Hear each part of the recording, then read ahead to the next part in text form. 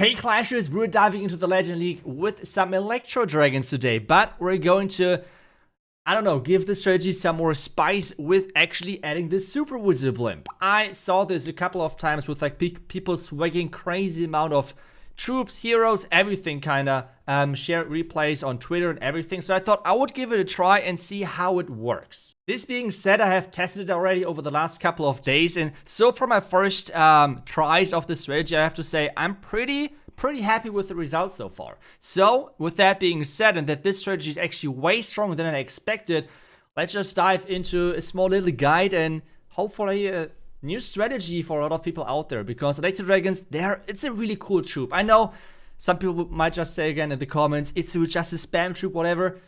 I think with this strategy, it's actually really fun to use. It is not the most complex, but yet not easy strategy to execute. So let's dive in and hopefully get some 3 stars so I can show you how to use this strategy. And our first base is actually a diamond-shaped base. We have a double bomb tower right behind the town hall.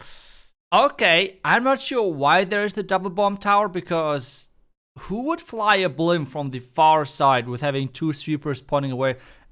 That's a question we don't have to think about. We just go for that town. I think we're going to go for the cheapest possible blimp ever, which is just like out here. I will land outside of the town hall. I think there's no reason for me to fly further into the compartment, because from this we can already reach everything we want. We're getting the Inferno Tower, we're getting the air defense. Everything should go down with that, and that should be already really good start for us. Now the question is, where do we start? I think up here, because that means we're getting quicker into the Royal Champion with entering from the top side.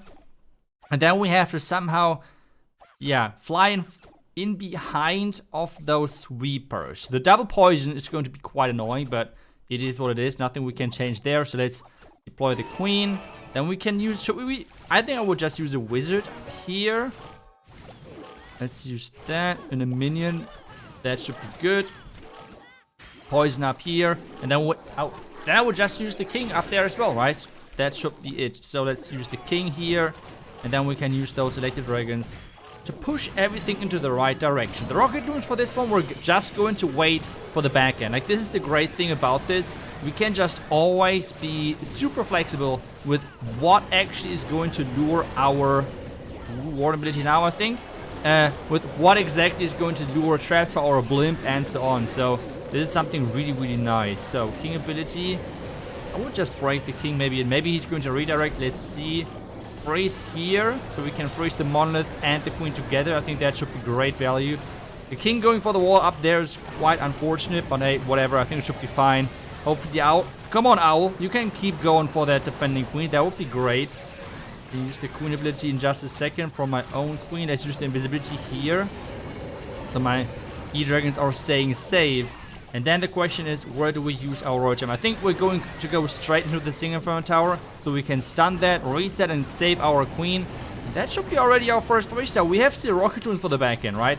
So this is like always something you have to consider. We have so many tools to get our blimp to where we want it to go. We have the Hound, we have the possibility of using the rocket loons. If you don't have to use them early, you can just delay them to later stages. So you have a lot of tools with the Hound, with the loons, with the rocket loons, with everything to actually get this blimp towards where it should go.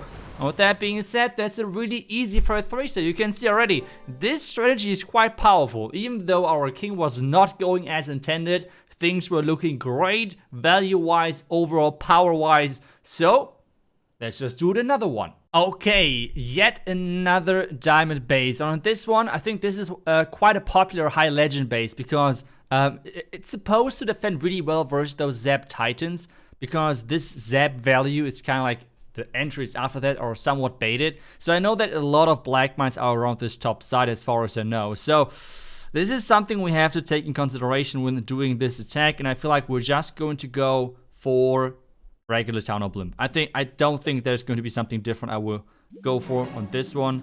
So let's just play some loons. Let's just get the blimp in there, and hopefully this blimp is going to take down as much as possible of all of those heroes around here. That would be great as well.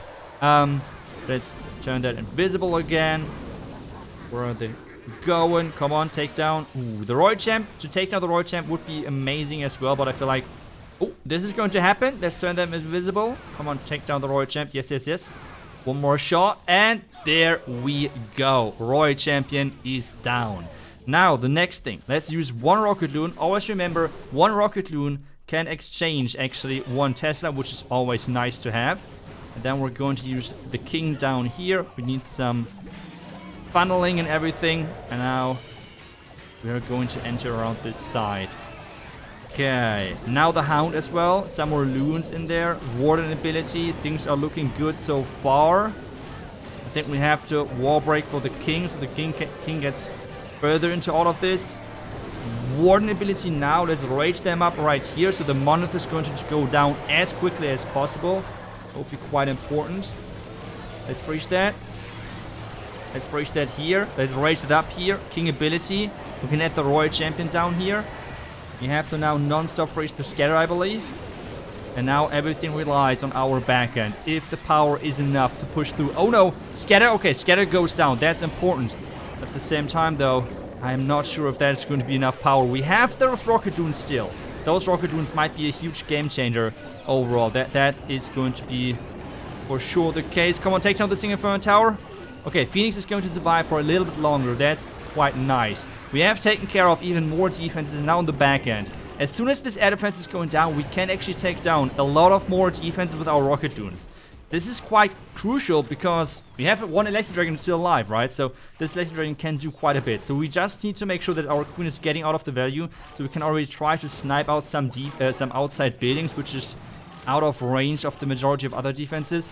And at the same time, though, we need to be careful with the... Oh, we need to be careful with time. I am not sure if we can make this work. Maybe use the Queen ability early on. Let's use the Queen ability now to get through all of those defenses as quickly as possible. We need to get that air defense out. We need to get that air defense out. Come on, come on. Push, push. Now. Like that. Wizards here. We have the Headhunter, which I can't really do that much with the Headhunter, sadly. Come on. It has to work. Rocket Loons, take everything out, please. It's going to be so close. Time is going to be so close. But the E-Dragon has survived, and I think this should be another 3-star for us. I told you, the majority of bases, they're somehow not defending against this. This is crazy. This strategy is really, really strong. I can only recommend it, but we want to try it with a twist. And I have even a different variation with super minions instead of the Rocket Loons. Those super minions should help you to snipe out certain defenses which might be left over after the Blizzard, which might be left over from some Electro Dragons. This is the purpose of them. Otherwise, it's pretty much the same exact strategy, but let's try it out and see which super troops works better with this Blizzard Electro Dragon attack. Okay, we have a box base right away, so the question now is how do we approach this? I mean, Blimp for the Town Hall looks to me quite obvious. After that though, that's where the real big question is coming in. Like typically you try to enter around the Town Hall with the Blimp and then try to take down as much damage as possible, which might happen to your heroes with your Electro Dragons. That's kind of the go-to thing what you're trying to go for. Let's try to do that. So we're starting with our Blimp. Nothing too crazy. Just get in here like that. Then obviously rage things up. So we're getting that Town Hall. Then everything should be fine, hopefully. Nice. Question now is where is our... Okay, the Super Wizards are going to the right side. That's fine. But with that being said, the funnel should be set. And this means we can actually enter on this right side. We have now the... Hound right here to actually tank for us. We can send a couple of Loons in.